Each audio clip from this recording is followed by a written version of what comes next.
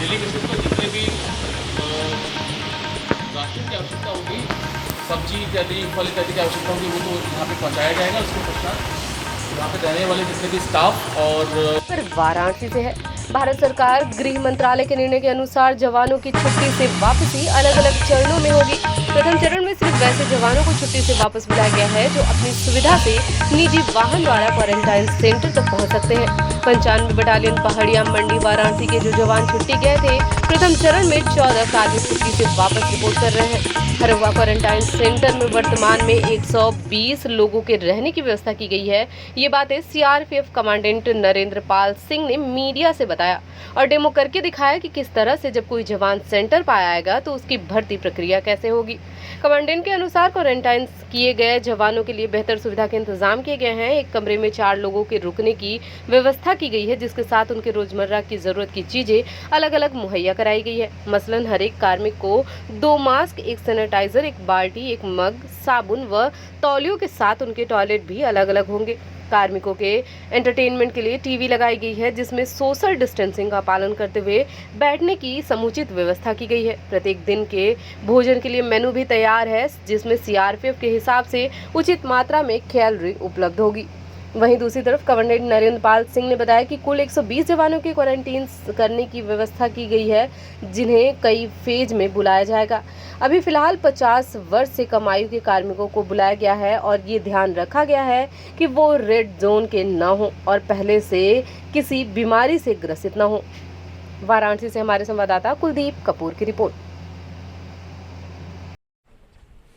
मेरा नाम नरेंद्र पाल सिंह है। मैं commanding to 95 battalion CRPF Varanasi में। यहाँ पे किस तरह का क्या लगे हैं, किस तरह का सेक्टर की बात करें? 95 बटालियन सीआरपीएफ के वो जवान जो किसी भी प्रकार से छुट्टी पे थे या गवर्नमेंट ड्यूटी से वापस आ रहे हैं, उनको अलग अलग फेज़ में वापस ड्यूटी पे ज्वाइन कराने का आज से कार्यक्रम स्टार्ट किया गया है। तो फर्स्ट फेज़ में वो कार्मिकों को हम लोगों ने बुलाया है जिनकी उम्र 50 साल से कम हो और इसके अलावा वो अपने खुद के वाहन के माध्यम से सीधे क्वारंटाइन सेंटर पे पहुंच सकते हैं और रेड जोन के ना हो। इन कार्मिकों को हम लोगों ने आज यहाँ बुलाने का तैयारी की है जी।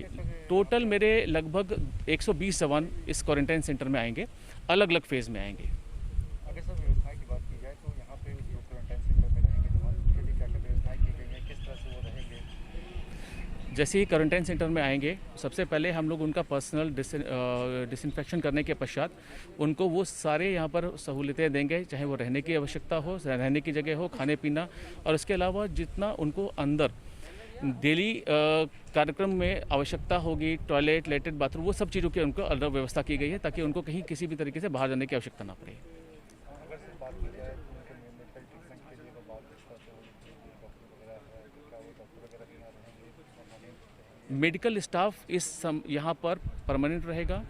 मेडिकल स्टाफ के अलावा जो हमारे जो डॉक्टर और बाकी स्पेशलाइज्ड लोग हैं, वो जब जवान यहाँ पहुँचेगा उसका पूरा टेस्ट किया जाएगा, उसका एग्जामिनेशन किए जाएंगे डॉक्टर के द्वारा, और ये निर्धारित किया जाएगा कि उसको यहाँ पे क्वारंटाइन सेंटर में रखने की आवश्यकता है या किसी प्रकार के टेस्ट कराने के बाद आइसोलेशन में रखने की आवश्यकता है। सर इस तरह से बात की जाए तो जवानों को खाने के लिए जो मेनू वगैरह का रहेगा तो किस तरह के मेनू रहेंगे सर, उनको खाने का किस तरह से ख्याल रखा जाएगा? सीआरपीएफ में हर जवान के लिए इंश्योर किया जाता है कि उसको पौष्टिक भोजन मिले। 3200 किलो कैलोरी के ऊपर एक मेनू बना रहता है, वो मेनू का पूरी तरीके से यहाँ पालन किया जाएगा। साथ में ये भी जो दिशा निर्देश हमारे मिले हैं उसके मुताबिक ये चीज़ ध्यान दी जाएगी कि उनको जैसे दूध पहले भी दिया जाता था, लेकिन अब हल्दी का दूध स्टार्ट कर दिया गया है। उसके अलावा आयुष मंत्रालय के द्वारा दिए गए दिशा निर्देश के मुताबिक उनको काढ़ा स्टार्ट किया गया है। ऐसी चीज़ें उसमें ऐड की गई हैं, पहले तो था ही मेनू, उसमें ये सारी चीज़ें ऐड कर दी गई हैं। मनोरंजन की बात की जाए तो जो लोग रहेंगे तो उनको क्या मनोरंजन के लिए जी, जिस फ्लोर पे जवान रहेंगे उसी फ्लोर पे उनके लिए रिक्रिएशन रूम की भी व्यवस्था की गई है और सोशल डिस्टेंसिंग को पूरी तरह से फॉलो करते हुए उनके लिए मनोरंजन की पूरी व्यवस्था की गई है। कब से सर ये जवान आना चालू हो जाएंगे? वो कल से यहाँ पर आना स्टार्ट हो जाएंगे और फर्स्ट फेज़ में लगभग 19 जवान आएंगे और उसके बाद में अगले फेजेस में जैसे जैसे रिलैक्सेशन मिलेगा हम लोगों को नियमों में, उसी हिसाब से हम बाकी जवानों को भी यहाँ पर बुलाएंगे। मेरा नाम नरेंद्र पाल सिंह है। मैं commanding to 95 battalion CRPF Varanasi में। सर ये क्वारंटीन सेंटर कहाँ पे बनाया गया है और क्या खासियत है यहाँ पे? 95 बटालियन के सीआरपीएफ के जो जवान गवर्नमेंट ड्यूटी और छुट्टी से वापस आने वाले हैं, उनके लिए उनको क्वारंटाइन सेंटर की स्थापना की गई है। ये चक्का हरवा में, बनारस में इसकी स्थापना की गई है। इसमें हम लोगों ने ये उन सब नियम और जितने भी निर्देश जारी सेंट्रल गवर्नमेंट और स्टेट गवर्नमेंट के द्वारा जारी किए गए हैं, उन सबों का पालन करते हुए बनाया है, जिससे कि छुट्टी से आने वाला व्यक्ति को हम लोग 14 दिन इस क्वारंटाइन सेंटर में रखें, ये इंश्योर कर सकें कि उसको किसी प्रकार की ऐसी कोरोना संबंधित बीमारी नहीं है। अगर है तो उसका तत्काल उसका इलाज कराया जा सके और वो बीमारी अन्य उन जवानों के बीच में ना फैल सके जो पहले से ही हमारे कैंपों में हमारे साथ रह के ड्यूटी कर रहे हैं। ये उसको सबसे पहले अपना साथ लाए गए सामान और उसके साथ लाई गई गाड़ी को उसको हमें पूरी तरीके से सैनिटाइज़ करना है।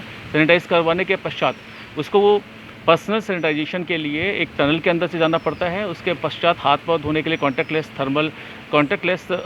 हैंड वॉश के पास से गुजर के वापस हॉस्पिटल में आना है। हॉस्पिटल में आने के बाद डॉक्टर उसका पूरा तरह से चेकअप करते हैं और उसकी पूरी कॉन्टैक्ट हिस्ट्री के बेसिस पर ये डिसाइड करते हैं कि इसको क्वारंटाइन सेंटर में रखना है या आइसोलेशन में रखना है या किसी प्रकार के और अन्य टेस्ट इत्यादि कराने की आवश्यकता है। उसके पश्चात ही वो व्यक्ति अपने सामान के साथ में अपने रहने के स्थान पर पहुंचेगा और उसके बाद उसको सारी चीज़ें वो एक्सप्लेन की जाएंगी कि जो नित्य प्रतिदिन के आधार पर उसको जो कार्य करने हैं उसको करने के लिए कहाँ जाना है और सभी नियम कानूनों का वो पालन कर सके। जी, ये कोशिश किया गया है कि सोशल डिस्टेंसिंग का फॉलो करते हुए एक कमरे में मात्र 3 से 4 कार्मिक रहें और उस कमरे में रहने वाले कार्मिकों के लिए अलग अलग टॉयलेट की व्यवस्था की गई है। अगर आप देखेंगे टॉयलेट्स में भी रूम नंबर लिखे गए हैं, कौन से रूम नंबर के कार्मिक कौन से टॉयलेट्स में जाएंगे। इसके पश्चात उनको खाने वगैरह का इस प्रकार से व्यवस्था की गई है कि वो खाने के लिए अपने अपने कमरों तक उनको खाना मिल जाए और उनको कहीं अलग जाने की ज़रूरत ना पड़े और उनके आपस में मिक्सिंग ना हो। इसी तरह से उनको कमरों के अलावा उनको फ्लोर की व्यवस्था की गई। हर फ्लोर पर उनके लिए रिक्रिएशन रूम और डाइनिंग हॉल और हर चीज़ की अलग अलग व्यवस्था की गई है ताकि उनके आपस में मिक्सिंग ना हो।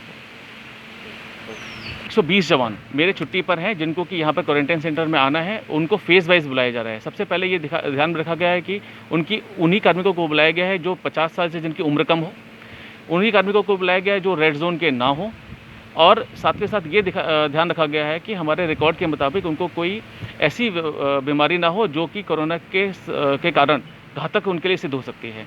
इन सब चीज़ों को ध्यान में रखते हुए ही लोगों की लिस्ट बनाई गई। इसके अलावा वो कार्मिक अभी तत्काल प्रभाव से आ रहे हैं जो अपने किसी माध्यम से अपने किसी वाहन से इस क्वारंटाइन सेंटर तक सीधे आ सकते हैं।